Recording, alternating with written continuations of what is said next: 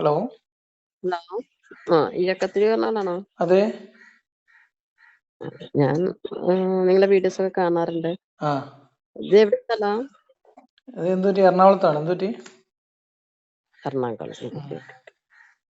ഞാൻ ഒന്ന് രണ്ട് കാര്യമുണ്ട്, എനിക്ക് സംശയം ഒന്ന് ചോദിക്കാൻ വേണ്ടിട്ട്. ഞാൻ ആ ഒരുപാട് പഠിച്ച ആളൊന്നല്ല കേട്ടോ. ഉം, ഞാൻ ആദ്യമേ പറയുന്നുണ്ട്, ഞാൻ ഒരുപാട് പഠിച്ചിട്ടൊന്നുമില്ല. നമ്മളെ മുൻഗാമികളായിട്ട് ഉം, കുറച്ച് കുറച്ച് അറിവ് തന്ന അത്രേ ഉം, എനിക്ക് അറിയുള്ളൂ. ഉം, അപ്പം ഇപ്പൊ നിങ്ങൾ പറയുന്നുണ്ട്, നമ്മളിങ്ങനെ ഓരോ കാര്യങ്ങളൊക്കെ വീഡിയോസിൽ ഇങ്ങനെ പറയുന്നുണ്ട്. ഉം, അപ്പം ആ, നമുക്ക് ജനനം, അതായത് അള്ള ഇല്ല റസൂലില്ല എന്നൊക്കെയാണ് വാദം, ഉം, അല്ലെ?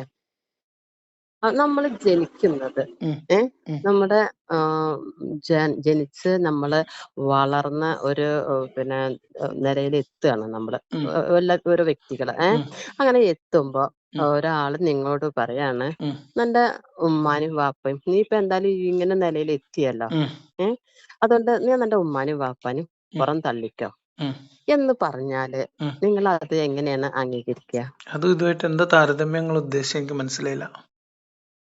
അല്ല, ഞാൻ ഞങ്ങൾ ഓരോ കാര്യങ്ങളും ഇങ്ങനെ പറയുമ്പോ അതിനെപ്പറ്റി അല്ല, സംശയം, എനിക്ക് മനസ്സിലായി. അതായത് ഇപ്പൊ അറിവില്ലാത്തൊരു ഒരു പ്രത്യയശാസ്ത്രം ഒരു ഐഡിയോളജിയെ നമ്മൾ അംഗീകരിക്കുന്നുണ്ടോ ഇല്ലേ എന്നുള്ളതും നമ്മളുടെ വ്യക്തിബന്ധങ്ങൾ നമ്മൾ മുറിച്ചു കളയണതും തമ്മിൽ എങ്ങനെയാ നിങ്ങൾ കണക്ട് ചെയ്യുന്നത് എനിക്ക് മനസ്സിലായില്ല. അതാ ഞാൻ ഉദാഹരണത്തിന് പറയുന്നത്. എന്താന്ന് അതായത് വെച്ചാല് നമ്മൾ എന്റെ ഉമ്മയും വാപ്പയും പോലെ എന്റെ ജീവിതത്തില് ഏതെങ്കിലും തരത്തിൽ എന്റെ ജീവിതവുമായി നേരിട്ട് ബന്ധപ്പെട്ടതല്ല ഈ അള്ളാഹു റസൂലൊന്നും. അതെങ്ങനെ അല്ലാന്ന് എനിക്ക് ബന്ധപ്പെടുന്നത്? തോന്നുന്നത്. അതല്ല, എങ്ങനെ ബന്ധപ്പെട്ടു എന്നാണ് വിചാരിച്ചത്? അതാണ് ഞങ്ങൾ അങ്ങനെയാണോ അല്ല, കണക്കാക്കിയിട്ടുള്ളത്, അല്ലേ? ആരായാലും അതുകൊണ്ടാണ് നിങ്ങളത് ഇങ്ങനെ പറഞ്ഞു തരുമോ? തോന്നുന്നത്. എങ്ങനെയാണ് ഇപ്പൊ എന്റെ ഉമ്മേനെയും വാപ്പേനെയും ഞാൻ വഴിയിൽ ഉപേക്ഷിക്കണോ വേണ്ടേ എന്ന് തീരുമാനിക്കുന്നതും ഈ ആ ദൈവത്തെ, ഈ ഇസ്ലാം എന്ന് പറയുന്ന മതത്തിൽ പറയുന്ന കാര്യങ്ങളൊക്കെ ഉപേക്ഷിക്കുന്നു. അതേപോലെ അംഗീകരിക്കണോ വേണ്ടേ ആ എന്നുള്ളതും തമ്മിൽ എങ്ങനെയാണ് താരതമ്യം ചെയ്തത്? ഇതെങ്ങനെയാ സമീകരിച്ചതെന്ന് തന്നെ അറിയാത്തത്. ഇത് രണ്ടും ഒരേപോലത്തെ അതാണ് കാര്യങ്ങളാണോ? ഞാൻ പറഞ്ഞത്. നമ്മൾ കാണുന്നത് ഇപ്പൊ ഉമ്മാനും വാപ്പയും നമ്മൾ എങ്ങനെ കാണുന്നുണ്ട്, അല്ലെ? നമ്മുടെ ഉമ്മ വാപ്പ നമുക്ക് ഇത് ജന്മം രണ്ടും തമ്മിൽ നൽകിയത്, എങ്ങനെയാണ് നമ്മൾക്ക് നിങ്ങൾ എങ്ങനെ ജന്മം സമീകരിച്ചത് നൽകി? എന്ന് പറയൂ. ഇത് രണ്ട് അല്ല, തമ്മിൽ ഞാൻ എന്ത് ചോദിക്കട്ടെ, സമീകരണം ഉള്ളത്? നമ്മൾക്ക് എങ്ങനെയാണ് ജന്മം നൽകിയത്, കിട്ടിയത് എങ്ങനെയാണ് ഈ ജന്മം നമുക്ക് കിട്ടിയത്? നമുക്ക് ജന്മം അതൊന്ന് പറഞ്ഞു തരുന്നതിൽ തരാമോ? നമ്മളുടെ ഉമ്മയും ഉപ്പയും വഹിച്ച പങ്ക് പോലെ നമ്മളെ ജീവിതത്തിൽ ഓക്കെ, മുഹമ്മദും അള്ളാഹും നൽകിയിട്ടുള്ള പങ്ക് എന്താണ്? അതാണ് ചോദിച്ചത്. നമുക്ക് ഒരുപാട് അറിവുകൾ തന്നിട്ടില്ലേ? എന്തറിവുകള്? നമ്മൾ മതപരമായിട്ട് ഒരുപാട് ബുദ്ധിമുട്ട് അനുഭവിച്ചിട്ടില്ലേ നമ്മുടെ എന്ത്? റസൂല്? അനുഭവിച്ചിട്ടില്ല? അല്ല, എന്താണ് നിങ്ങൾ പറയൂ. ഞാൻ എന്ത്? പറഞ്ഞു, എനിക്ക് അറിയില്ല കേട്ടോ. ഞാൻ നിങ്ങളുടെ, അല്ല, എനിക്ക് നിങ്ങൾ അറിയില്ല. ഉദ്ദേശിക്കുന്നത് എന്താണ്? ഒരു മനുഷ്യൻ ഇപ്പൊ നിങ്ങളെ ഇപ്പൊ ഇസ്ലാം, അള്ളാഹു അല്ലെങ്കിൽ മുഹമ്മദ്, ഇത് മുസ്ലിങ്ങളെ സംബന്ധിച്ച് മാത്രം ബാധകമാകുന്ന കാര്യമല്ലേ? ഇപ്പൊ നമ്മളെ വീട്ടിൽ അപ്പുറത്തെ ക്രിസ്ത്യാനികളുടെ വീട്ടിലും ഹിന്ദുക്കളുടെ വീട്ടിലും മതമുള്ളവരുടെ വീട്ടിലും ഇല്ലാത്തവരുടെ വീട്ടിലൊക്കെ കുട്ടികളും മക്കളും ഉണ്ടാവുന്നില്ലേ? ഉം, ഉം. ഉണ്ട്, ഉണ്ട്, ഉണ്ട്, അവരൊക്കെ ഉണ്ട്. വളരുന്നില്ലേ? അവരൊക്കെ പഠിച്ച നിലയിൽ എത്തുന്നില്ലേ? ആ. ഉം, ഉം, ഉം. അപ്പോ അത് ഞാൻ ഇതെങ്ങനെയാണ് ഒരു ചോദിക്കുന്ന, 1500 കൊല്ലം മുമ്പ് ജനിച്ച് പിന്നെ ജീവിച്ച അത് ഒരു മനുഷ്യന്റെ മാത്രല്ല, അത് മാത്രല്ല അല്ല, ഇത് ഈ തമ്മിൽ ഘട്ടത്തില് അത് കണക്ട് ചെയ്യാൻ മാത്രമല്ല. പറ്റില്ല. മറ്റേത് നമ്മളുടെ നേരിട്ടുള്ള രക്തബന്ധമാണ്. നമുക്കറിയാം ആ അവരുടെ ആ ജീവിതത്തിൽ എന്താണ് രക്തബന്ധം നമ്മൾ എങ്ങനെ ബന്ധം. എങ്ങനെ വന്നു? എന്റെ ചോദ്യം അതാണ് എങ്ങനെ സാറേ. വന്നു? എന്ത് പിന്നെ വന്നു? എനിക്ക് അതെ, എങ്ങനെയാണ് നമുക്ക് ആ രക്തബന്ധം ഉണ്ടായത്? രക്തബന്ധം ഉണ്ടായത് എങ്ങനെ? ഇപ്പൊ എന്റെയും ഉമ്മയും വാപ്പയും കൂടിയാണ് എനിക്ക് ജന്മം നൽകിയത് എന്നുള്ളത് നമുക്കറിയാവുന്നതുകൊണ്ട്. അല്ലേ? ആ ആണല്ലോ. അത് അത് അത് നിഷേധിക്കാൻ ആ, പറ്റുന്നില്ലല്ലോ. അത് നിഷേധിക്കേണ്ട കാര്യമില്ലല്ലോ. എന്തിനാ ഇപ്പൊ നിഷേധിക്കുന്നത്? ഇല്ലല്ലല്ല. അത് അത് അതെ, അതെ. അപ്പൊ അതൊരു സത്യം, അല്ലേ? അപ്പൊ അതൊരു അതേപോലത്തെ ഒരു സത്യമാണല്ലോ, സത്യമാണോ നമ്മുടെ ഉമ്മ അള്ളാഹു വാപ്പ. മുഹമ്മദും? ആ. ആണോ? അല്ല, അത് നിങ്ങൾ അല്ല, അങ്ങനെ ആണോ? ഞാൻ വിശ്വസിക്കുന്നത് ചോദിക്കാം. കൊണ്ടാണ് നിങ്ങൾക്ക് അതല്ലാതെ അങ്ങനെ എനിക്ക് തോന്നുന്നത്. ബോധ്യപ്പെട്ടോണ്ടാണല്ലോ നമ്മളെ തള്ളിക്കളഞ്ഞത്. നിങ്ങൾ അങ്ങനെ അതുകൊണ്ടാണ് നിങ്ങൾക്ക്. രണ്ടാമത്തെ ചോദ്യം എന്ന് വെച്ചാല്, അല്ലല്ല, നമുക്ക് ഇത് പിന്നെ തീരുമാനാക്കിട്ട് പോയി. ഇതേപോലത്തെ ഒരു സാധനമാണോ അള്ളയും മുഹമ്മദും? അല്ലാതെ പിന്നെ നമുക്ക് എങ്ങനെ ജന്മം എങ്ങനെ നൽകിയത് നമ്മുടെ എങ്ങനെയാണ്? ഉമ്മയും വാപ്പയാണെങ്കിലും അത് ഏത് എന്റെ വഴിക്ക് ഉമ്മയും വന്നു, വാപ്പയും പോലെ എന്താണ് എന്റെ അതിന്റെ ജീവിതത്തിൽ സ്വാധീനം ചെലുത്തുന്ന മാനദണ്ഡം? അല്ലെങ്കിൽ എന്റെ ജീവിതവുമായിട്ട് ബന്ധപ്പെട്ട് കിടക്കുന്നതാണ് അള്ളാഹു റസൂൽ. നിങ്ങളൊന്ന് എനിക്ക് പറഞ്ഞെന്നാണ് കേൾക്കട്ടെ. നമ്മള് അള്ളയാണല്ലോ നമ്മളെല്ലാം. ഏതല്ല? നമ്മള് മതപരമായിട്ട് പിന്നെ അറബി മതപരമായിട്ട് മദ്രസയിൽ പഠിപ്പിക്കുന്നു അത് നമ്മളെ നമ്മൾ ചെറിയ ഇസ്ലാമിന്റെ കുട്ടികളെ 5 മാനദണ്ഡം. വയസ്സിൽ 4 മാനദണ്ഡം വയസ്സിലൊക്കെ എന്താന്ന് വെച്ചാല് കൊണ്ടുപോയി ഉസ്താദ് ചൂരിൽ ചുഴറ്റി പഠിപ്പിച്ചുണ്ടാക്കിയതല്ലേ, അല്ലാതെ അത് ഉള്ളതല്ലല്ലോ. എന്തിനാ ഇത്ര കഷ്ടപ്പെടുന്നത്? എന്തിനാണ് ഇത്ര കഷ്ടപ്പെടുന്നത്? കഷ്ടപ്പെടുന്നത് ഈ മതത്തിൽ ഇങ്ങനെ ആൾക്കാരെ ഇങ്ങനെ പൂട്ടിയിടാന്. അതുകൊണ്ട് രാഷ്ട്രീയ അധികാരം താല്പര്യമുള്ളവരുണ്ട്, സാമ്പത്തിക നേട്ടം താല്പര്യമുള്ളവരുണ്ട്. മതം മതം രാഷ്ട്രീയമായിട്ട് എന്താ മധു ബന്ധം? രാഷ്ട്രീയ ഇസ്ലാം എന്ന് പറയുന്നത് ആകെ രാഷ്ട്രീയമാണ്. രാഷ്ട്രീയം ആണോ? അല്ലാത്തതൊന്നും അത് ഇസ്ലാമിൽ ശരി. ഇല്ലേ ഇല്ല. അപ്പൊ നിങ്ങളെ കാഴ്ചപ്പാടുകളൊക്കെ എങ്ങനെയാണില്ലേ? ഈ മതം അപ്പൊ നമ്മള് മരിച്ചു പോകുന്നില്ലേ? ആ അത് ഉള്ളതാണല്ലോ. അതിന് നമ്മളെ മരിച്ചാലും മരിച്ചു നമ്മളെവിടെ പോവല്ല, കൊണ്ടുവെക്കുന്നത്? മരിക്കുകയാണ് ചെയ്യുന്നത്. പിന്നെ നമ്മൾ എവിടെ പോകുന്നൊന്നുമില്ല. മരിക്കുകയാണല്ലേ? ആ നമ്മള് മരിക്കുകയാണ്. ആ നമ്മള് മരിക്കുമ്പോ നമ്മളത് എവിടെ കൊണ്ട് വെക്കുക? ആ ബോഡി നമ്മളല്ലല്ലോ നമ്മള് മരിച്ചു കഴിഞ്ഞാൽ പിന്നെ നമ്മളൊന്നും ചെയ്യണില്ലല്ലോ. ഒന്നും ചെയ്യണില്ല. ആ നമ്മുടെ ബോഡിനെ എന്ത് നമ്മളവിടെ ചെയ്യുന്നു? നമ്മള് മരിച്ച അവിടെ മരിച്ചിട്ടുണ്ടാവും, അത്രേ ഉള്ളൂ. ആ നമ്മുടെ ബോഡി എന്താണ് ചെയ്യാ? ബോഡി സാധാരണ മനുഷ്യന്മാര് നാട്ടിൽ മരിച്ചാൽ എന്താണ് എന്താ ചെയ്യാ? ചെയ്യാറുള്ളത്? സാധാരണ എന്താ ചെയ്യാറുള്ളത്? സാധാരണ ഇപ്പൊ മുഹമ്മദ് നബി ആരെങ്കിലും മണ്ണിൽ ജനിക്കുന്നതിന് മുമ്പ് കൊണ്ടിട്ടാണല്ലോ അറബി ബോഡി നാട്ടിലൊക്കെ ആൾക്കാർ അടക്കം ചെയ്യുന്നത് മരിച്ചിരുന്നില്ലേ? അല്ലേ? അല്ല അപ്പൊ നോക്കി, മുഹമ്മദ് അതെന്തിനാ? നബി ഉണ്ടാവുന്നതിന് മുൻപ് അറബ് നാട്ടിലെ ആൾക്കാർ മരിക്കും ജനിക്കുകയൊക്കെ ചെയ്തിരുന്നില്ലേ? അതൊക്കെ ഉണ്ടാ. മുൻഗാമികളായിട്ട് ഒരുപാട് മുൻഗാമികൾ എന്ന് പറഞ്ഞാൽ ഈ കഥകളുണ്ട്. ഇസ്ലാമിന് അങ്ങനെ അതിലോട്ടൊന്നും പോവണ്ട. മുൻഗാമികളൊന്നുമില്ല. ഇസ്ലാമിന് ആകെ ഒരു ഗാമിയുള്ളത് മുഹമ്മദാണ്. പിന്നെ അത് മാത്രല്ല, നമ്മുടെ മതത്തിന് മാത്രം അങ്ങനെ ഞാൻ വിമർശനങ്ങളൊക്കെ ഉണ്ടാവാൻ ചോദിക്കുന്നത്, മതി. ഹിന്ദു നിങ്ങൾ എന്തിനാ മതത്തിലും ഒരു ക്രിസ്ത്യൻ കാര്യത്തുമെന്ന് മതത്തിലും ഓടി ഇങ്ങനെ ഓടി പോലെ? ഞാൻ പറഞ്ഞുതരാം ഓരോ കാര്യങ്ങൾ. നിങ്ങളെ ആശങ്കകളൊക്കെ ക്ലിയർ ചെയ്ത് തരാം. ഒന്ന്, നിങ്ങൾ ജനിക്കുന്ന മാതാവ്, പിതാവ്, മക്കൾ എന്നുള്ള ബന്ധവും അള്ളയും റസൂലും തമ്മിലുള്ള ബന്ധമായിട്ട് കണക്ട് ചെയ്യാൻ ശ്രമിച്ചത് അബദ്ധം. കാരണം അള്ളയും മുഹമ്മദും ഒക്കെ ഉണ്ടാവുന്നതിന് മുൻപ് തന്നെ മനുഷ്യന്മാർ ഇവിടെ ജനിക്കും, ജീവിക്കും, മരിക്കുകയൊക്കെ ചെയ്തിട്ടുണ്ട്. അപ്പൊ മരിച്ചു കഴിഞ്ഞാൽ എന്താ ചെയ്യാന്ന് വെച്ചാൽ, മുഹമ്മദിന്റെ വാപ്പ എന്ന് പറയുന്ന ആള്, അബ്ദുള്ള എന്ന് പറയുന്ന ആള് മുഹമ്മദ് നബിക്ക് ജനിക്കുന്നതിന് മുമ്പ് തന്നെ മരിച്ചു എന്നാണ് കഥ, ഉം. ഇല്ലേ? അതെങ്ങനെ അപ്പൊ പറഞ്ഞു? മുഹമ്മദ് നബി മുഹമ്മദ് നബി ജനിക്കുന്നതിന് ജനിക്കുന്നതിന് മുമ്പ് മുമ്പ് ഗർഭത്തിലിരിക്കുമ്പോ മരിച്ചു മരിച്ചു എന്നല്ലേ കഥ, ആ അല്ലേ? ഉണ്ടാവാം. ആ അതൊക്കെ ആ കഥ നമ്മൾ ശരിക്ക് ചൂഴ്ന്ന് അന്വേഷിച്ച് പോയാൽ അവിടെ ഒന്നും കിട്ടൂല. അബ്ദുള്ള മരിച്ചിട്ട് പിന്നെ ഒരു 3-4 കൊല്ലത്തെ ഗ്യാപ്പൊക്കെ കാണുന്നുണ്ട്. അത് പോട്ടെ. ഞാൻ ചോദിക്കുന്നത്, ഈ ഒരാള് അപ്പൊ മുഹമ്മദ് നബി ജനിക്കുന്നതിന് മുൻപ് തന്നെ, പിന്നല്ലേ പിന്നെ 40 കൊല്ലം കഴിഞ്ഞിട്ടാണല്ലോ നുബുവത്തും ഇസ്ലാമൊക്കെ ഉണ്ടാവുന്നത്. അതിന്റെ മുൻപ് തന്നെ അവിടെ ആൾക്കാർ മരിച്ചിരുന്നു. അപ്പൊ ഒരാൾ ഇസ്ലാം ഉപേക്ഷിച്ചു എന്ന് വെച്ചിട്ട് അയാൾ മരിക്കുമ്പോ എന്താ ചെയ്യാന്നൊക്കെ ചോദിക്കുന്നത് വലിയ അബദ്ധമല്ലേ, മണ്ടത്തരല്ലേ?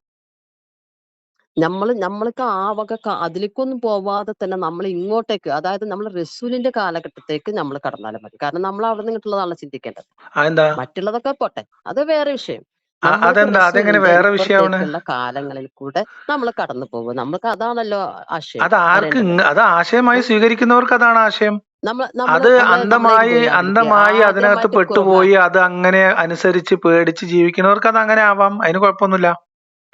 അത് അങ്ങനെ ഓക്കെ. തന്നെ ആവണം എല്ലാരും ഇതൊക്കെ വാശി പിടിക്കുന്നില്ല, എന്താ അർത്ഥമുള്ളത്? അല്ല, അപ്പൊ ഞാൻ ചോദിക്കട്ടെ, നമുക്ക് ഒരു ആപത്തുകൾ, അതായത് നിങ്ങൾക്ക് ഇപ്പൊ എന്തെങ്കിലും ഒരു ആപത്ത് വരുമ്പോ നിങ്ങൾ ആരെയാണ് വിളിക്കുക? ആരും വിളിക്കൂല. അപ്പൊ നമ്മൾ എന്തെങ്കിലും അപകടമാണ് പറ്റുന്നത്, നമുക്ക് ബോധം ഉണ്ടെങ്കിൽ നമ്മൾ ആംബുലൻസ് വിളിക്കും.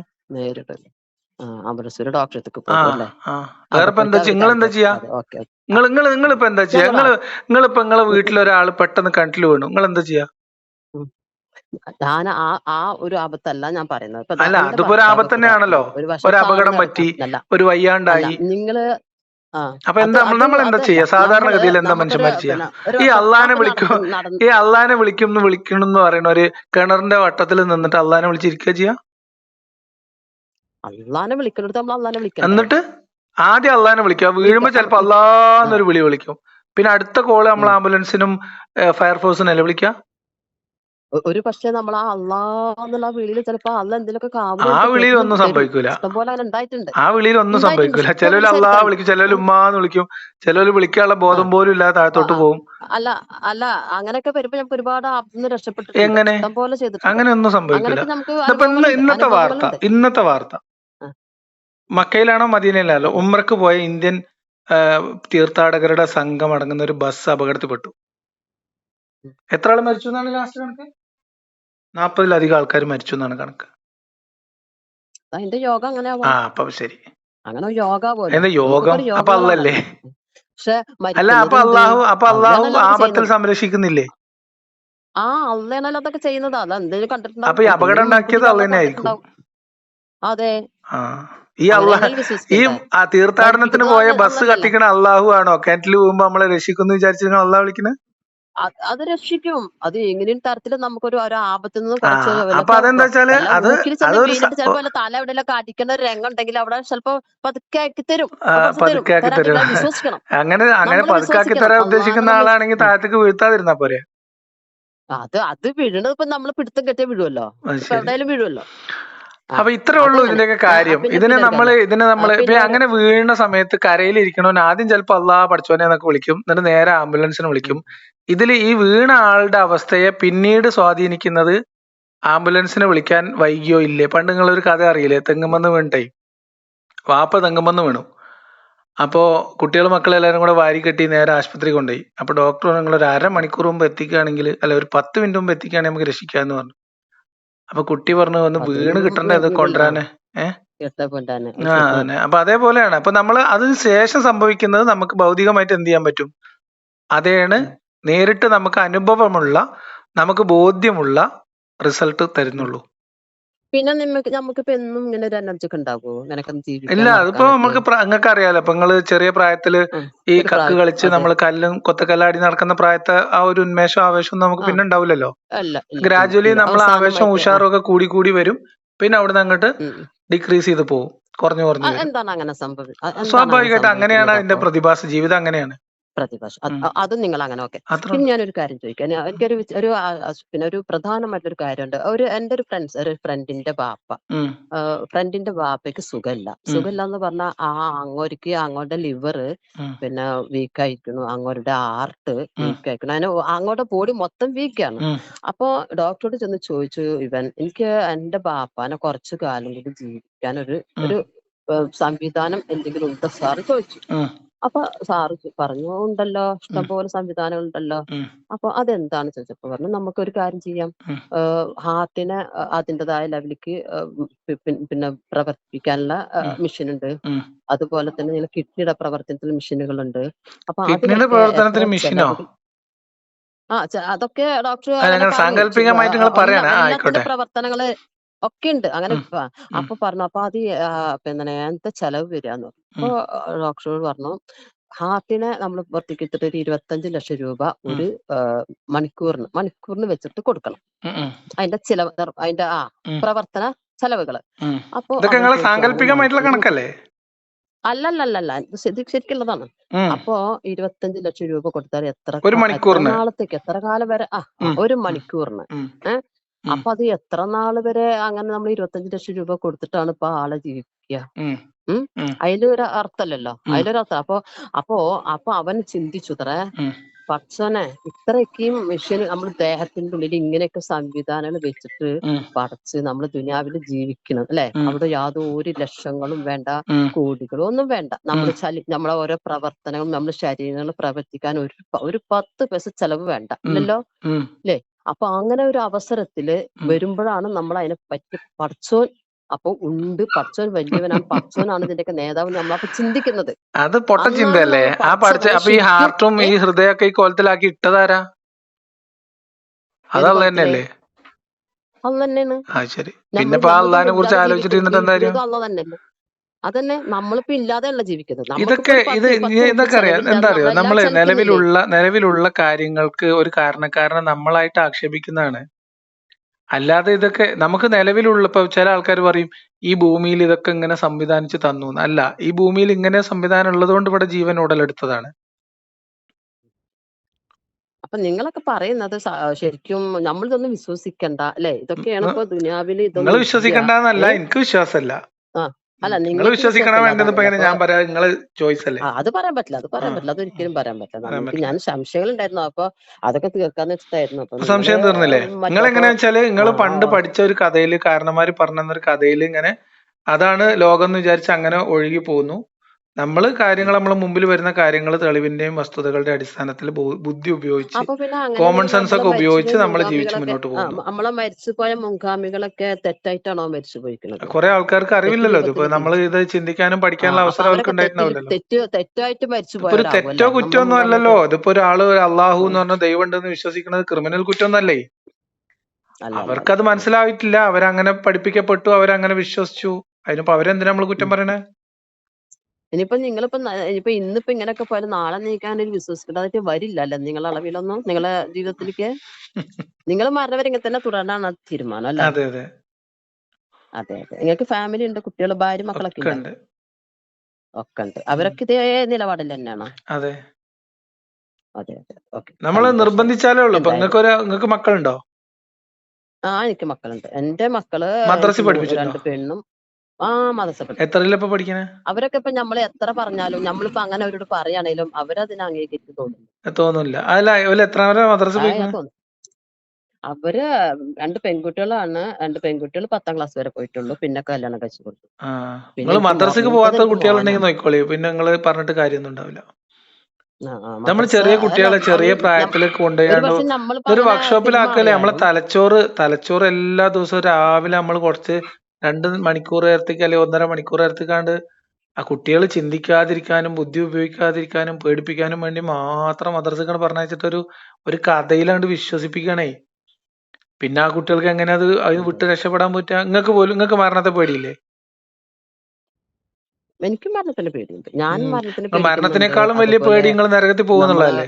നമ്മൾ ഓരോ ചരിത്രങ്ങൾ, അതായത് ഇപ്പൊ അല്ലല്ല, ഞാൻ ചോദിക്കുന്നത് ആദ്യമായിട്ട് മരണത്തെക്കാളും നിങ്ങൾ പേടിക്കുന്നത് ചരിത്രങ്ങൾ മരിച്ചു കേട്ടിട്ടുണ്ട്. കഴിഞ്ഞിട്ടുള്ളത് നരകത്തിലെങ്ങാനും പോകുന്നുള്ളതല്ലേ?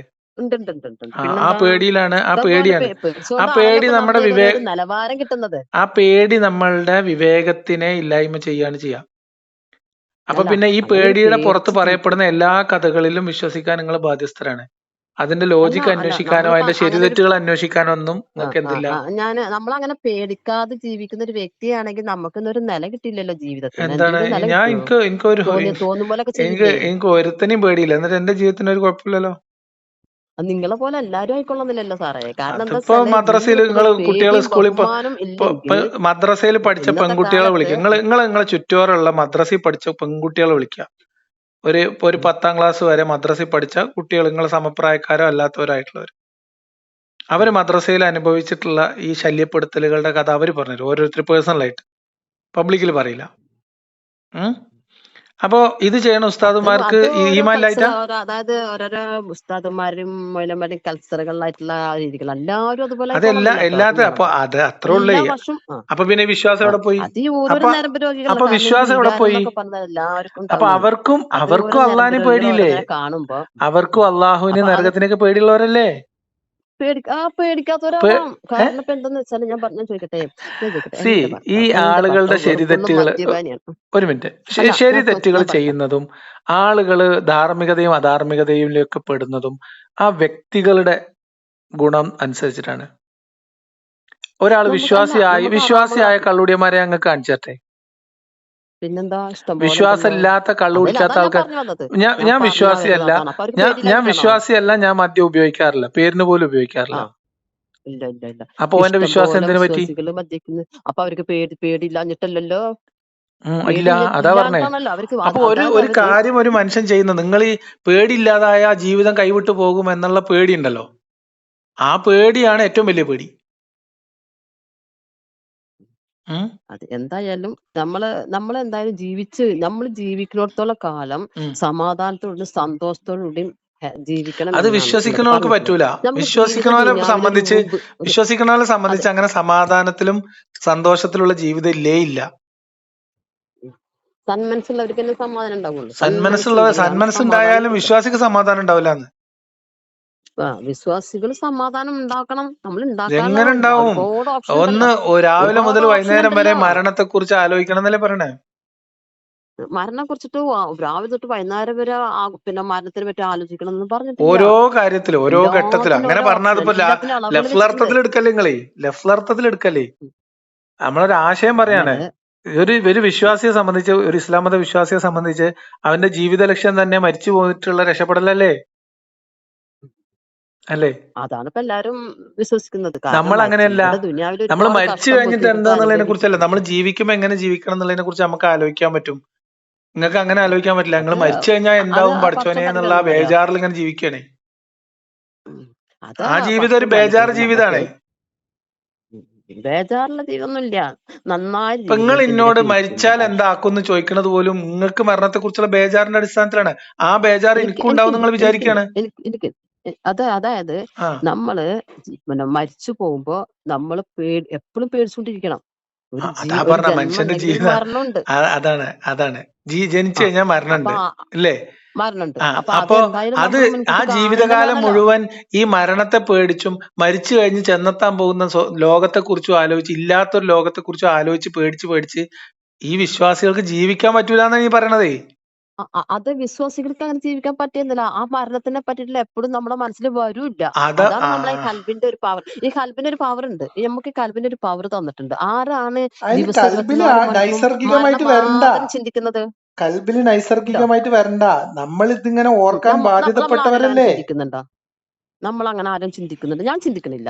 ഞാൻ വല്ലപ്പോഴും മാത്രമാണ് മരണത്തിനെ കുറിച്ചിട്ടും നമ്മുടെ ജീവിത ഇതിനെ കുറിച്ചിട്ടും പടച്ചോനെ നാളെ മരിച്ചു പോയാല് നമുക്ക് അള്ളാഹു എന്താണ് വെച്ചിരിക്കുന്നത്, ഇപ്പൊ ഞാൻ തെറ്റുകളെല്ലാം ചെയ്തിട്ടുണ്ടോ, ഞാൻ ഇവിടെ തെറ്റുകൾ ചെയ്തിട്ട് എനിക്ക് പൊരുത്തപ്പെട്ട് തരുന്ന പടച്ചോനെ, അറിയാതെയും അറിഞ്ഞിട്ടും പല തെറ്റുകളും മനുഷ്യന്മാരാണ്, പല തെറ്റുകളും നമ്മൾ ചെയ്തു പോയിട്ടുണ്ടാവും. നമ്മൾ ഞാൻ അറിയാതെ 24 ചെയ്യണ മണിക്കൂറും തെറ്റൊക്കെ ഞാൻ നമ്മൾ അള്ളാഹു പറയാതെ തന്നെ ചെയ്ത ക്ഷമിക്കൂലേ ഞാൻ വിശാല ഹൃദയൻ? ചെയ്യുന്നുണ്ട്. നമുക്ക് അറിയാതെ ചെയ്യണ തെറ്റൊക്കെ അള്ളാഹുവിനെ അറിയാതെ നമ്മൾ അറിയാതെ ചെയ്തതാണെന്ന്, അത് പ്രത്യേകിച്ച് ഇനി വേറെ പറയണോ? അപ്പൊ പറയണം, നമ്മൾ നമുക്ക് പറഞ്ഞിട്ട് അറിയാതെ ചെയ്തു പോയ തൗബ തെറ്റാണെങ്കിൽ പടച്ചോനെ ഓരോ അറിയാലോ അത് അറിയാതെ ലേഖനത്തില് ചെയ്താണ്. നമ്മൾ അപ്പൊ തൗബ സ്വന്തം നിൽക്കാൻ പറഞ്ഞിട്ടുണ്ട് അല്ലെ? പുറത്തു തൗബ വന്നൂടെ പറഞ്ഞിട്ടുണ്ട്. പടച്ചോനെ? അല്ല, നമ്മുടെ ഇബിലിസ് പറഞ്ഞായിരുന്നു, നിങ്ങളെ പിന്നെ മുൻഗാമികള് ഞങ്ങൾ പിന്തിരിപ്പിക്കും, ഞാൻ എല്ലാവരും അപ്പൊ അള്ള എന്താ പിന്തിരിപ്പിക്കുന്നു പറഞ്ഞത്? പറഞ്ഞപ്പോ അപ്പൊ അള്ള എന്താ അന്ന് പറഞ്ഞത്? പറഞ്ഞിരിക്കുന്നു അവർക്ക് തൗബ ഞാൻ കൊടുത്തിട്ടുണ്ടല്ലോ, അല്ല അങ്ങനെ അല്ല അല്ല അല്ല അല്ല, പിന്തിരിപ്പിച്ചാൽ ഇത് അതിന് തൗബ പിന്തിരിപ്പിക്കുന്ന ഒരു തൗബ ഉണ്ട് അവിടെ. അല്ല, അത് പോട്ടെ. ഇബിലീസിനെ അള്ളാഹിനെ വെല്ലുവിളിച്ചിറങ്ങി വന്ന ആളാ ഇബിലീസ് അല്ലേ? ആ എന്താ കഥ? പിന്നെ അള്ളാഹിനെ നമ്മൾ വെല്ലുവിളിച്ച് എങ്ങനെ അവർക്ക് വിശ്വസിക്കും? ആ ഇബിലീസിനെ കൺട്രോൾ ചെയ്യാൻ തൗബ, പറ്റാത്ത അള്ളാഹിനെ ലോകം മൊത്തം നിയന്ത്രിക്കുന്നൊക്കെ പറഞ്ഞാൽ അത് വല്ലാത്തൊരു. ഇബിലീസിനെ റബ്ബ് ഇറക്കിയത് തന്നെയാണ്, അള്ള ഇറക്കിയത് തന്നെ എന്തിന്? ഇബിലീസിനെ. ഇബിലീസ് ഒരുപാട് ആളുകളെ ഇറക്കിയിട്ടുണ്ട്, ഒരുപാട് ആളുകൾ അള്ള ഇറക്കിയിട്ടുണ്ട്. ഇബിലീസ് മാത്രമല്ല, എന്തിനാ? ഒരുപാട് ആളുകൾ. അള്ളാഹ്ക്ക് അതായത് എന്തിന്റെ നമുക്ക് കേടാണ്? നമ്മുടെ ഇബിലീസുകളൊക്കെ എന്തിനാ ഇറക്കി നമ്മുടെ വിട്ടത്? ഇപ്പൊ പറഞ്ഞല്ലോ, അല്ല ഇപ്പൊ പറഞ്ഞല്ലോ മരിക്കണം. ഈ അല്ല, ഞാൻ മരിപ്പ് ചോദിക്കട്ടെ, എന്ന് ഈ പറഞ്ഞത് ഇബിലീസിന് എങ്ങനെ? എന്തിനാ അള്ളാഹ് ഇറക്കി വിട്ടത്? എനിക്ക് മനസ്സിലായില്ല. എന്തിനത്? അതാ അള്ളാഹ് അതിന്റെ ഒരു ഇബിലിസിന്റെ ഒരു വഴി അള്ള കൊടുത്തിട്ടുണ്ടാവും, കാണിച്ചിട്ടുണ്ടാവും. എന്തിന്? അതുകൊണ്ടാവും അള്ള അങ്ങനെ ഒരു നമ്മളെ നിയമം പേപ്പിക്കാനോ? കൊടുത്തിരിക്കണ ഇബിലിസിന്. നമ്മളെ എന്തെങ്കിലുമൊക്കെ പേപ്പിക്കാനോ? റബ്ബ് കണ്ടിട്ടുണ്ടാവും. അതിൽ നിന്നും മോചനപ്പെടുന്നവർക്കാണല്ലോ അള്ള സ്വർഗം കൊടുക്കുന്നത്. അതിൽ നിന്ന് എത്രമാത്രം നമ്മളെ പരീക്ഷിക്കാനാവും ചിലപ്പോ കൊടുത്തിട്ടുണ്ടാവുക. എന്താ ഒരു ചെയ്യാ? മനുഷ്യനെ ജൂബിലിക്കത്തിൽ നമ്മളെ എന്തിനാ പരീക്ഷിക്കുകയാണ്. ആ പരീക്ഷിക്കണേ? പരീക്ഷണത്തിൽ കൂടെ വിജയിച്ചിട്ട് അല്ല, കടമ്പോൾ വിശാലമായ ലോകത്തേക്ക് കിടക്കണമെങ്കിൽ ആയിക്കോട്ടെ ആയിക്കോട്ടെ. ഇടുങ്ങിയ അല്ല, ഈ വഴി കൂടെ അള്ളാഹു എന്തിനാ നേരെന്ന് പറഞ്ഞില്ലേ? പരീക്ഷിക്കണേ? അള്ളാഹു എന്തിനാ പരീക്ഷിക്കണേ? ആ, പരീക്ഷകൾ ഉണ്ടാവും, പരീക്ഷകൾ ഇല്ലാതിരിക്കില്ല. കാരണം അതിൽ നിന്നൊക്കെ എന്തിനാ അള്ളാഹു രക്ഷപ്പെട്ട് പരീക്ഷിക്കണേ? വന്നവനാണ് എന്തിനാണ് സ്വർഗം. അള്ളാഹു എന്തിനാ പരീക്ഷിക്കണേ? അള്ളാന്റെ ഭൂമിയില് പരീക്ഷിച്ചാലേ ഒരുപാട് അള്ളാഹ്ക്ക് അറിയുള്ളൂ. പരീക്ഷണങ്ങളൊക്കെ അതിനൊക്കെ സബൂർ ക്ഷമയോടുകൂടെ അപ്പൊ കാത്തിരിക്കുന്നവനാണ് ഇസ്ലാം. അള്ളാഹു പരീക്ഷിക്കണേ. നമുക്ക് അതിനാണ് അള്ളാഹിനെ കുറിച്ച് ഇസ്ലാം പറയാം. പറയാ. അള്ളാഹു എന്തിനാ പരീക്ഷിക്കണേ? അള്ളാനെ പരീക്ഷിക്കില്ല, അള്ള പരീക്ഷണത്തിൽ കൂടെ നമ്മളെ കൊണ്ടുപോകും. അല്ല, അള്ളാനെ പരീക്ഷിക്കേണ്ട എന്തിനാണ് ആവശ്യമില്ല. അള്ളാഹു അള്ള നമ്മളെ നമുക്ക് പരീക്ഷണം പരീക്ഷിക്കുന്നത്? തരും. അള്ളാഹു എന്തിനാ നമുക്ക് പരീക്ഷണം തരുന്നത്? നമുക്ക് പരീക്ഷണം അള്ള തരണല്ലോ. എന്തിന്? അത് എന്തിന്? വിജയത്തിലേക്ക് നമ്മള് അള്ളാഹുവിന് അതായത് അറിയില്ലേ ഞാൻ ചോദിക്കട്ടെ, ആരൊക്കെ നമ്മളെ വയറ് ഞാൻ പരീക്ഷണം ചോദിക്കട്ടെ, ഇട്ട് കൊടുത്താലേ ഞാൻ പറയണ കൂടി കേക്കി. എന്തിനാണ് അള്ളാഹു പരീക്ഷിക്കുന്നത്? അള്ളാഹു എല്ലാം അറിയുന്നവനല്ലേ? അതെ, എല്ലാം അറിയുന്ന ആളെന്തിനാ എല്ലാം പിന്നെ അറിയുന്നവനാണ്. പരീക്ഷിക്കുന്നത്? പരീക്ഷിക്കണം എന്തിനാന്നോ? നമുക്ക് ഒരു ഇപ്പൊ ഞാൻ ചോദിക്കട്ടെ, എന്റെ വയറ് വല്ലാണ്ട് വിശന്നിട്ട് എട്ടങ്കറായിട്ടിരിക്കുന്ന സമയത്ത് എന്റെ മുമ്പിൽ ഒരുപാട് ആളുകൾ വന്നിട്ട് പത്തിരി ഇറച്ചിക്കറിയും ബിരിയാണിയൊക്കെ കൊടുന്ന് വെച്ചിട്ട് പറയാണ്, നീ ഇത് കഴിക്ക്, ഞാനാണ് എന്റെ പടച്ചോന് എന്ന് പറഞ്ഞിട്ട് എന്റെ അരികിലേക്ക് വന്നു കഴിഞ്ഞാൽ ഞാൻ എന്ത് ചെയ്യണം? നമ്മൾ എന്ത് ഞാൻ ചെയ്യും എന്താ ചെയ്യണ്ടേ? എന്നുള്ളത് പടച്ചോൻക്ക് അറിയില്ലേന്ന്. പടച്ചോൻ അതല്ല ഞാൻ ചോദിക്കണത്. പടച്ചോൻക്ക് അത് ഞാൻ ആദ്യം അറിയാം. എന്ത് ഞാൻ ചോദിക്കുന്നത് അപ്പൊ നമ്മളെ ഞാൻ എന്താ കാര്യമേ അല്ല. പറയേണ്ടത്? ഞാൻ അവിടെ എന്താ പറയണ്ടത്? ഞാൻ എന്താണ് അവിടെ പറയേണ്ടത്? ഞാൻ എന്താ അവിടെ ഒരു മിനിറ്റ്, ഒരു എനിക്ക് ഈ മിനിറ്റ്, ഇറച്ചിയും ഒരു പത്തിരി മിനിറ്റ്, എന്റെ ഒരു വയറ് മിനിറ്റ്. വിശന്ന് നിങ്ങൾ മുറുക്കിയിട്ടിരുന്നാലും നിങ്ങൾ ഞാൻ കേൾക്കൂ, എന്നാലേ അത് എന്റെ മനസ്സിലാവുള്ളൂ. പടച്ചോനായിട്ട് നിങ്ങൾ കേൾക്കൂ. നിങ്ങൾ ഈ പറയണ അബദ്ധം ഞാൻ പറഞ്ഞുതരാം. ഇങ്ങനെ വന്നാല് നമ്മൾ പടച്ചോനെ നിഷേധിക്കുന്നുണ്ടോ ഇല്ലേന്ന് പടച്ചോൻ പരീക്ഷിക്കുകയാണെന്നല്ലേ ഇപ്പൊ നിങ്ങൾ പറയണേ? അതെ അങ്ങനെ അതെ വന്നാല് നമ്മൾ എന്താ പറയാന്ന് പടച്ചോൻക്ക് നേരത്തെ അറിയൂലേന്ന്. അത് നേരത്തെ അറിയാ പടച്ചോനിക്ക് അറിയാം, പക്ഷെ നമുക്കാർക്കും പിന്നെന്തിനാ? അറിയില്ലല്ലോ. പിന്നെന്തിനാ? നമ്മളാണ് അതങ്ങനെ കാണിക്കേണ്ടത്. എന്റെ പടച്ചോൻ അല്ല, ഇതൊന്നല്ല, പടച്ചോൻ എന്റെ എന്തിനാ പിന്നെ പടച്ചോന് പരീക്ഷിക്കുന്നേ? അത് പരീക്ഷിക്കണം. ആ പരീക്ഷണത്തിൽ വിജയിച്ച് വന്നവനക്കാണ് സ്വർഗം നാളെ കൊടുക്കാൻ പടച്ചോന്. അതാണ് പടച്ചോൻ പരീക്ഷിക്കുന്നത്. നാളെ സ്വർഗം തരണമെങ്കിൽ പരീക്ഷണത്തിൽ കൂടെ കടന്ന്. അപ്പൊ റസൂല് നിസ്കരിക്കണ സമയത്ത് റസൂലിന്റെ ചീഞ്ഞളിഞ്ഞിട്ടുള്ള കൊടൽമാല റസൂലിന്റെ കഴുത്തിൽ കൂടെ ഇട്ടു എന്നൊക്കെ ഒരു ചരിത്രം ഉണ്ട്. എനിക്കറിയില്ല, ഞാൻ പഠിച്ചതല്ല കേട്ടോ. ഞാൻ എന്നിട്ട് ആദ്യമേ എന്നിട്ട് പറഞ്ഞ് ഞാൻ എന്നിട്ട് അപ്പൊ പഠിച്ചിട്ടൊന്നുമില്ല, നബി എന്ത് ചെയ്ത്? ചരിത്രം കേട്ടതാണ്. അയാളെ തല വെട്ടിന്നാണ് എന്നിട്ട് ആ ചരിത്രം റസൂല് ഞാൻ കേട്ടിട്ടുള്ളത്. അതൊന്നും വക വെക്കാതെ അയാളെ നിസ്കാര തല ടൈമില് വെട്ടിന്നാണല്ലോ കഥ. ആരെ ആ ചങ്ങായിന്റെ തല വെട്ടിയിട്ടൊന്നുമില്ല. തല എന്ന് വീഴ അതൊക്കെ പല ആൾക്കാരും പല വിധത്തിലാണല്ലോ പറയുന്നത്. റസൂല് നിസ്കാരത്തിനെ അപ്പൊ ആ തിരിപ്പിക്കാൻ വേണ്ടി കൊടൽമാല ചെയ്ത ഇട്ട ആൾക്ക് പരിപാടി. എന്താ പിന്നെ സംഭവിച്ചത്? അത് ഞാൻ ചരിത്രം പറഞ്ഞില്ല. എന്നോട് ഇങ്ങനെ ഈ ഒരു ചരിത്രം എനിക്ക് അറിയുള്ളൂ. കാരണം എന്താ വെച്ചാൽ എന്നാ ആ ചരിത്രം നിസ്കാരം പഠിച്ചോളി. പിന്തിരിപ്പിക്കാൻ വേണ്ടി ചെയ്ത പണിയാന്നാ പറഞ്ഞത്. ഞാൻ നിസ്കാരം പറഞ്ഞുതരാം. പിന്തിരിപ്പിക്കാൻ വേണ്ടി. ആ ആളെ നബി ബദറില് നല്ല ഒത്തു കിട്ടിയ, ബദറല്ല, യുദ്ധം കഴിഞ്ഞിട്ട് തടവുകാരായി പിടിച്ചിട്ടേ ഈ കാരണം പറഞ്ഞ തലവെട്ടി കളഞ്ഞു എന്നാണ് കേട്ടോ ഇസ്ലാമിന്റെ ചരിത്രം. വെട്ടാതിരിക്കില്ലല്ലോ. അത്രയും ബുദ്ധിമുട്ട് ഇടങ്ങളും കൊടൽമാല സഹിപ്പിച്ചിട്ട് റസൂലിനെ കഴുത്തിലിട്ടതിന്റെ പേരിൽ തലവെട്ടി ഒരു കുഴപ്പമില്ലല്ലേ? അത് ചെയ്യാതിരിക്കില്ലല്ലോ. ആരും ദ്രോഹിച്ചവരെ ഇപ്പൊ നമ്മളൊരാൾ ദ്രോഹിക്കാൻ വന്നാൽ ആ നമ്മളെ നോക്കി ആയിക്കോട്ടെ. നിൽക്കുവോ? അപ്പൊ നിങ്ങളെ വിശ്വാസം നിങ്ങളെ രക്ഷിക്കട്ടെ. അത് നോക്കി നിൽക്കരുത്. എനിക്ക് എന്നോട് മോനെ, എനിക്ക് എന്നോട് ഒരു കാര്യം മാത്രമേ പറഞ്ഞു. നീ ഇസ്ലാമായി ജനിച്ചിട്ട് ഉം. ഇസ്ലാമായിട്ട് മരിക്കാൻ നോക്കി. കലിമ ഷഹാദത്തോട് കൂടെ ലാ ഇലാഹ ഞാൻ ഇല്ലല്ലാ മരിക്കാതെ എത്ര കാലം മുഹമ്മദ് മുന്നോട്ട് പോകാൻ പറ്റുമെന്ന് നോക്കണം. റസൂലുള്ളാഹ്. അതൊരിക്കലും ഇല്ലട്ടോ മോനെ. കാരണം ഉം. നീ ഒരു ഹോസ്പിറ്റലില് നിങ്ങളെ ചുരുക്കം പറയാം ഞാൻ എന്തറിയോ, മോനെ. നിങ്ങൾക്ക് അല്ല, ഞാൻ എന്തറിയോ, ചുരുക്കം നിങ്ങളെ പറയാം. നിങ്ങളെ ഞാനൊരു മരണപ്പേടി ചുരുക്കം നിങ്ങളെ പറയാം. മരണപ്പേടി ഇങ്ങോട്ട് ഇടണ്ട. അതിലൊരു കാര്യമില്ല. അല്ല അല്ല ഞാന് അല്ലല്ല, ഈ അത് അള്ളാഹു എന്ന് കേൾക്കുമ്പോ പറഞ്ഞ ഈ പേടിപ്പിക്കുന്നത് അള്ളാഹു എനിക്ക്. എന്ന് പറയുന്ന ഇസ്ലാം എന്ന് അല്ല പറയുന്ന മതം, അല്ലല്ല. ഇസ്ലാം എന്ന് പറയുന്ന മതം മുഹമ്മദ് എന്ന് പറയുന്ന ഒരു വ്യക്തി അദ്ദേഹത്തിന്റെ താല്പര്യത്തിൽ വേണ്ടി മാത്രം ഉണ്ടാക്കിയ ഒരു പൊളിറ്റിക്കൽ കൾട്ട് മാത്രമാണ്. നിങ്ങൾ കിം ജോങ് ഉൻ എന്ന് പറഞ്ഞിട്ട് ഉത്തര കൊറിയയിൽ ഒരു ഭരണാധികാരി ഉണ്ട്. അയാളുടെ ഒരു 7ാം നൂറ്റാണ്ട് മോഡൽ മാത്രമാണ് മുഹമ്മദ് നബി. അതിന് അള്ളാഹു എന്ന് പറയുന്നൊരു ദൈവ കഥാപാത്രത്തെ കൂട്ടുപിടിച്ചു എന്ന് മാത്രമേ ഉള്ളൂ.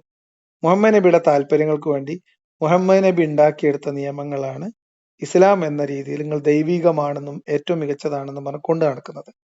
അത് പൂർണ്ണമായ പഠനത്തിന്റെയും അല്ലെങ്കിൽ എന്താ പറയാ ഒരു ദീർഘകാലത്തെ പഠനത്തിന്റെയും അന്വേഷണത്തിന്റെയും ചിന്തകളുടെയും ഭാഗമായി ബോധ്യപ്പെട്ട ഒരാളാണ് ഞാൻ. അതുകൊണ്ട് 7ാം നൂറ്റാണ്ടിൽ ജീവിച്ച് മരിച്ചുപോയ ഒരു മനുഷ്യൻ, ഒരു ഗോത്ര നേതാവ്, ആ നേതാവ് പറഞ്ഞ കാര്യങ്ങൾ മുഴുവൻ കേട്ടും പേടിച്ചും ബേജാറായും ജീവിക്കാൻ അത്രയും വലിയ വിഡ്ഢിത്തൊന്നും എനിക്കിപ്പോ നിലവിലില്ല. ഇല്ല. ഈ ഈമാൻ എന്ന് നിങ്ങൾ അത് പറയുന്നത് ആ ഒരു മനുഷ്യന്റെ സൃഷ്ടിയാണ്. ആ മനുഷ്യൻ ഉണ്ടാക്കിയ കഥയാണ്. ഇസ്ലാം എന്ന് പറയുന്ന മതം മുഹമ്മദ് ഉണ്ടാക്കിയത് മാത്രമാണ്. അതിനു മുമ്പ് ഇസ്ലാം ഉണ്ടായിരുന്നൊക്കെ വിശ്വസിക്കുന്ന ആൾക്കാരാണ് നിങ്ങൾ. അതിനൊന്നും യാതൊരു തെളിവുമില്ല. ആദം നബി, ഇബ്രാഹിം നബി, നമുക്ക് അപ്പൊ ഇതൊക്കെ അങ്ങനത്തെ വിശ്വാസങ്ങളിൽ, അങ്ങനെ പഠിപ്പിക്കപ്പെട്ട വിശ്വാസത്തിൽ പേടിച്ച് ജീവിക്കാനാണ് നിങ്ങളെ തീരുമാനമെങ്കിൽ നിങ്ങൾക്ക് അത് ചെയ്യാം. കാരണം നിങ്ങൾ അത് പഠിച്ചിട്ടില്ല. പഠിച്ചിട്ടില്ലാത്ത ആളോട് പിന്നെ നമ്മൾ കൂടുതൽ ചോദ്യം ചോദിച്ചിട്ട് കാര്യമില്ലല്ലോ. കൽമ ഷഹാദത്തോട് കൂടെ കരിമ ഷഹാദത്ത് പറഞ്ഞ കള്ളസാക്ഷ്യം എന്നാണ് അർത്ഥം. ഇല്ലല്ല, കൽമ ഷഹാദത്ത് നിങ്ങൾ ഷഹാദത്ത് കലിമ പൂർണ്ണമായിട്ട് പറയുന്നുണ്ടെങ്കിൽ അത് നിങ്ങൾ കള്ളസാക്ഷ്യം പറയുന്നതാണ്, കള്ളസത്യം പറയുന്നു എന്നാണ് അർത്ഥം. ഞാൻ നിങ്ങൾക്ക് അത് തെളിയിച്ചു തരാം, വളരെ പെട്ടെന്ന് തെളിയിച്ചു തരാം. നിങ്ങൾക്ക് അഷ്ഹദു അന്ന മുഹമ്മദ് റസൂലുള്ളാഹി എന്ന് കലിമത്ത് ഷഹാദത്തിന്റെ 2ാമത്തെ ഭാഗം. മുഹമ്മദ്, അള്ളാഹുവിനെ നമ്മളിപ്പോ ഒരു ദൈവമുണ്ട് എന്ന് സങ്കല്പിച്ചിട്ട് ആ ദൈവത്തിന് അള്ളാഹു എന്ന പേര് നമ്മൾ കൊടുത്തു ആണ് വെക്കുക. ലോകത്ത് കുറെ ആൾക്കാർ ദൈവം ഉണ്ട് എന്ന് വിചാരിക്കുന്ന ആൾക്കാരുണ്ട്. അങ്ങനെ ഒരു ദൈവമുണ്ട് എന്ന് വിചാരിക്കുന്ന ആളായി നിന്നുകൊണ്ട് ഞങ്ങളോട് ചോദിക്കുകയാണ്, ഈ ദൈവം പറഞ്ഞയച്ച പ്രവാചകനാണ് മുഹമ്മദ് നബി നിങ്ങൾ സാക്ഷ്യപ്പെടുത്തിയിട്ടില്ലേ? എന്ത് തെളിവിന്റെ അടിസ്ഥാനത്തിലാണ്? എന്ത് തെളിവിന്റെ അടിസ്ഥാനത്തിൽ? എന്ത് ബോധ്യത്തിനാണ് നിങ്ങൾക്ക്? അല്ലല്ല, നിങ്ങളുടെ ബോധ്യം. സാക്ഷി പറയാൻ ഒരാൾ ഒരു കാര്യത്തിൽ സാക്ഷി പറയാന്ന് പറഞ്ഞാൽ അയാൾക്ക് ഉത്തമമായ ബോധ്യവും തെളിവും ഉണ്ടാവണം, വേണ്ടേ? നിങ്ങൾ എന്ത് ബോധ്യത്തിന്റെ അടിസ്ഥാനത്തിലാണ് മുഹമ്മദ് നബി ദൈവം നിയോഗിച്ച പ്രവാചകനാണ് നിങ്ങൾ ഷഹാദത്ത് കലിമ ചൊല്ലുമ്പോ നിങ്ങൾക്ക് എന്ത് ബോധ്യമുള്ളത് മുഹമ്മദ് നബിനെ ദൈവം പറഞ്ഞയച്ച പ്രവാചകനാണ്? അപ്പൊ പിന്നെ അങ്ങനെയാണെങ്കിൽ ഇപ്പൊ നിങ്ങളിപ്പോ നേരത്തെ പറഞ്ഞൊരു ചരിത്രം, അത് എന്ത് അടിസ്ഥാനത്തിലാണ്? ഇത് പറയും. ഞാൻ ഒരു കലിമയും ചൊല്ലി നടക്കുന്ന ആളല്ലല്ലോ. നിങ്ങൾ ഇത് പറയും. അല്ല, കലിമയുടെ കാര്യം നിങ്ങളിപ്പോ നേരത്തെ പറഞ്ഞു. ഞാൻ അങ്ങനെ സാക്ഷ്യപ്പെടുത്തുന്ന ആളല്ല, ഒരു കാര്യത്തിന് സാക്ഷ്യപ്പെടുത്തുന്ന ആളല്ല. കാര്യം പറഞ്ഞു, അത് നിങ്ങൾ എത്രയോ വർഷക്കാലത്തെ കാര്യം നിങ്ങൾ എടുത്ത് പറഞ്ഞത്. ഈ മതം എന്ന് പറയുന്നത് ഇങ്ങനെ ഉണ്ടായതാണെന്നുള്ള ബോധ്യമാണോ? അതിന് നിങ്ങൾക്ക് 100, 150, 200, 300 തെളിവ് തരാം, അതിലൊന്നും സംശയമില്ല. അതിൽ ഒന്നാമത്തെ തെളിവാണ് ഷഹാദത്ത് കലിമയല്ല. മോനൊരു കാര്യം നിങ്ങൾ ഇത് പറയും. നിങ്ങൾ എന്റെ ഒരു സമാധാനത്തിന് നമുക്ക് ഹിദായത്ത് എനിക്ക് കിട്ടുമല്ലെന്ന് അറിയാൻ വേണ്ടിട്ട് ഒന്നുകൂടി നിങ്ങൾ ശ്രമിച്ചു. ഈ മുഹമ്മദ് നബി ദൈവത്തിന്റെ പ്രവാചകനാണ്. ഞാൻ ഒന്നും പഠിച്ചിട്ടില്ല, ഞാൻ ആദ്യമേ ഷഹാദത്ത് കലിമെങ്കിലും അറിയണ്ടേ? നിങ്ങളിപ്പോ കലിമ ചൊല്ലിയ ആളാണല്ലോ, നിങ്ങൾ ഷഹാദത്ത് കലിമയാണല്ലോ. ഞാൻ ചോദിക്കുന്നത് നിങ്ങളുടെ കലിമയുടെ 2ാം ഭാഗത്തിന് നിങ്ങളുടെ തെളിവ് എന്താണ്? നിങ്ങളുടെ ബോധ്യം എന്താണ്? മുഹമ്മദ് ദൈവത്തിന്റെ പ്രവാചകനാണെന്നുള്ളത് നിങ്ങൾ എങ്ങനെ ഉറപ്പിച്ചത്? ഞങ്ങൾ മുഹമ്മദിന്റെ പ്രവചനം കാണുന്ന ഉറപ്പിക്കാനുള്ള കാരണങ്ങൾ ഒരുപാടുണ്ടല്ലോ, ഒരുപാട് ചരിത്രങ്ങളുണ്ടല്ലോ. അതായത് ഞാൻ ചോദിക്കട്ടെ, നമ്മുടെ മരണത്തിനെ പറ്റി നമ്മള് മരിക്കാൻ കിടക്കുന്ന സമയത്ത് നമ്മുടെ അടുത്ത് വന്നിട്ട് അസ്രായേൽ സമ്മതം ചോദിച്ചിട്ടാണോ റൂഹിനെ പിടിക്കുക നമ്മളോട്? ഇതൊന്നും അല്ലല്ലോ ഞാൻ ചോദിച്ചതിന്റെ കാര്യം. ഈ അസ്രായേലും വരുന്നില്ല അവിടെ, റൂഹ് പിടിക്കുക അസ്രായേൽ വരിക എന്നൊക്കെ പറഞ്ഞത് മുഹമ്മദ് നബി പറഞ്ഞ നുണയാണ്. അങ്ങനെയൊന്നുമില്ല. അത് നിങ്ങൾ അങ്ങനെ പറയുന്നതാണ്. നിങ്ങൾ പിന്നെ നിങ്ങൾ പറയും. വിശ്വസിക്കുന്നത് ഞാൻ പറഞ്ഞുതരാം. അത് പറഞ്ഞുതരാം. ആരാ നുണ പറഞ്ഞ നോക്കാം. ആരാ പറഞ്ഞത് നോക്കാം. തെളിവ് തരാം. മുഹമ്മദ് നബി, നിങ്ങളിത് ഇത് അസ്റഫ് ഹക്കിന്റെ ദൈവികമായ ഒരു കാര്യമാണെന്നും ഇതൊരു മറഞ്ഞ കാര്യമാണെന്നും ഇത് പടച്ചോന്റെ അടുത്തുള്ള അറിവിന്റെ അടിസ്ഥാനത്തിൽ മുഹമ്മദ് നബി പറഞ്ഞു എന്നല്ല നിങ്ങളെ വിശ്വാസം നമ്മളെ അല്ലേ? റസൂലിന്റെ ഞാൻ റൂഹിനെ ചോദിക്കുന്നത് പിടിക്കാൻ ഈ വരുമ്പോ മുഹമ്മദ് സമ്മതം ഈ ചോദിച്ചാൽ മുഹമ്മദ് റൂഹിനെ ദൈവ പിടിച്ചിട്ട് ഈ മുഹമ്മദ് ദൈവത്തിന്റെ പ്രവാചകനാണെന്ന് നിങ്ങൾ എങ്ങനെ സാക്ഷ്യപ്പെടുത്തി? ഇതാണ് ചോദ്യം. നിങ്ങൾ സാക്ഷ്യം പറഞ്ഞ ആളാണ്, സാക്ഷി പറഞ്ഞ ആളാണ് നിങ്ങൾ. ഞങ്ങൾ സാക്ഷ്യപ്പെടുത്തുന്നത് നമ്മൾ അങ്ങനെയല്ല മതം പഠിക്കുന്നത്. നമ്മളെ ഇസ്ലാം മതത്തിൽ അങ്ങനെ നിങ്ങൾക്ക് പഠിച്ചിട്ടില്ല. അത് ബോധ്യമുണ്ടോ? വിശ്വസിക്കുന്ന നമുക്ക് ഇസ്ലാം ആവില്ലല്ലോ. ബോധ്യമുള്ള കാര്യത്തിലാണല്ലോ സാക്ഷി പറയണത്, അല്ലാതെ സ്കൂളിൽ നിന്ന് ഞങ്ങൾക്ക് പറഞ്ഞതനുസരിച്ച്. ബോധ്യത്തോട് ഇപ്പൊ കൂടി തന്നെ നമ്മളൊരു ജീവിക്കും. കോടതിയിൽ ഒരു കേസ് ബോധ നടക്കുകയാണ്, അപ്പൊ ഉം. വക്കീല് പഠിപ്പിച്ചു കൊടുത്തത് അനുസരിച്ചിട്ട് പിന്നെ സാക്ഷി പറയണവനെ നമ്മൾ കള്ളസാക്ഷി എന്നല്ല വിളിക്കുക. വക്കീല് കള്ളസാക്ഷി പറഞ്ഞിട്ടുണ്ടെങ്കിൽ അതായത് അത് ഇപ്പൊ ഒരു കള്ളസാക്ഷി തന്നെയാണ്. കേസിൽ സാക്ഷി പറയാൻ വേണ്ടി ഇപ്പൊ ഇന്ന ആള് ഇന്നാലെ തള്ളുന്നത് ഞാൻ കണ്ടു എന്ന് പറഞ്ഞിട്ട് ഒരു സാക്ഷി കോടതിയിൽ ഹാജരാവുകയാണ്. അപ്പൊ ഈ സാക്ഷിനോട് ചോദിക്കുകയാണ് ഇജ് കണ്ടോന്ന്. അപ്പൊ എന്തിന്റെ അടിസ്ഥാനത്തിലാണ് ഇജ് പറയണെന്ന് വെച്ചാൽ, അല്ല അത് എനിക്ക് വക്കീല് രാവിലെ പഠിപ്പിച്ചു തന്നാണെന്ന് പറഞ്ഞാൽ മതിയോ? അത് കേസുമാരല്ലല്ലോ ഇപ്പൊ ഇത് കേസാണോ? പിന്നെന്താണ്? മുഹമ്മദ് നബി കേസും ദൈവത്തിന്റെ വാദമല്ലല്ലോ ഇപ്പൊ. പ്രവാചകനാണ് എന്ന്, ഇത് കേസും മുഹമ്മദ് നബി വാദമല്ല. ദൈവത്തിന്റെ പ്രവാചകനാണ് അള്ളാഹ് എന്ന് നിങ്ങൾ അംഗീകരിച്ചിട്ടുള്ള സാക്ഷ്യപ്പെടുത്തുന്നു അള്ളാഹ് അംഗീകരിച്ചിട്ടുള്ള ഒരാളാണ് നമ്മുടെ റസൂല്. നമ്മുടെ എല്ലാ എന്ന് നിങ്ങൾ എങ്ങനെ മനുഷ്യന്മാരെക്കാട്ടും ബോധ്യപ്പെട്ടു? നിങ്ങൾ എങ്ങനെ, എന്ത് ഞങ്ങൾക്ക് തെളിവിന്റെ ബോധ്യപ്പെട്ടു. അടിസ്ഥാനത്തിലാണ് നിങ്ങൾ ഞങ്ങളെ അത് വിശ്വസിക്കുന്നത്? മുൻഗാമികളായിട്ട് ഞങ്ങളെ പഠിപ്പിച്ചു തീർത്തിക്കുന്നതാണ്. അതാ പറഞ്ഞത്, വക്കീല് എല്ലാ കള്ളസാക്ഷ്യം കാര്യങ്ങളും പഠിപ്പിച്ചു അങ്ങനെയല്ലേ. കൊടുക്കുക. വക്കീല് നിനക്കിപ്പോ എത്ര വയസ്സാ? കൂലിക്കെടുക്കുന്ന സാക്ഷികളെ കള്ളസാക്ഷ്യം പഠിപ്പിക്കുന്നത് പോലെയാണ് നിങ്ങളെ ഷഹാദത്ത് കലിമ. അതെ, നമ്മളിപ്പോ നിനക്കിപ്പോ എത്ര വയസ്സുണ്ടാവും? എനിക്ക് 42ആയി. 42 വയസ്സ്. എനിക്കൊരു 55 വയസ്സ്. എത്ര ആയിട്ടെന്താ? 55 വയസ്സ് കൂട്ടി. അപ്പൊ നമ്മൾ ഇത്രയും കാലം ഇത്രയും കാലം നമ്മൾ ജീവിച്ചു പോന്നിരിക്കുന്നത് നമ്മുടെ ഇസ്ലാമിന്റെ മാനദണ്ഡം പിന്നെ ലംഘിക്കാതെയാണ്. ഒരു നുണയാണത്, ഒരു നുണക്കഥയാണ്. ഈ ഷഹാദത്ത് കലിമ എന്ന് പറയുന്നത് മുഹമ്മദ് നബി പറഞ്ഞൊരു നുണയാണത്. ഞാൻ ദൈവത്തിന്റെ പ്രവാചകനാണ് എന്നത് മുഹമ്മദ് നബി പറഞ്ഞൊരു നുണയാണ്. അതിന് യാതൊരു തെളിവുമില്ല. മുഹമ്മദ് നബി ഒരിക്കലും നുണ പറയില്ല. മുഹമ്മദ് നബി ഇഷ്ടം പോലെ നുണ പറഞ്ഞിട്ടുണ്ട്. സത്യസന്ധനായ നബിക്ക് അൽഹമീൻ പേര് മുഹമ്മദ് നബി പറഞ്ഞ ഏറ്റവും വലിയ ആദ്യത്തെ നുണ ഒരിക്കലും ചരിത്രത്തിൽ രേഖപ്പെടുത്തി വെക്കപ്പെട്ടതിൽ, മോനെ ഒരു കാര്യം ചെയ്തോ, എഴുതി വെക്കപ്പെട്ടതിലെ ഏറ്റവും വലിയ നുണ ഞാൻ ദൈവത്തിന്റെ പ്രവാചകനാണെന്ന് പറഞ്ഞതാണ്. ആയിക്കോട്ടെ. നിങ്ങളോട് ചോദിക്കും, ഇപ്പൊ ഈ കോളൊക്കെ കഴിഞ്ഞിട്ട് നിങ്ങളെ സ്വന്തത്തിൽ ആലോചിക്കും, മുഹമ്മദ് നബി ദൈവത്തിന്റെ പ്രവാചകനാണെന്ന് എനിക്കെന്ത് ഉറപ്പുള്ളത്?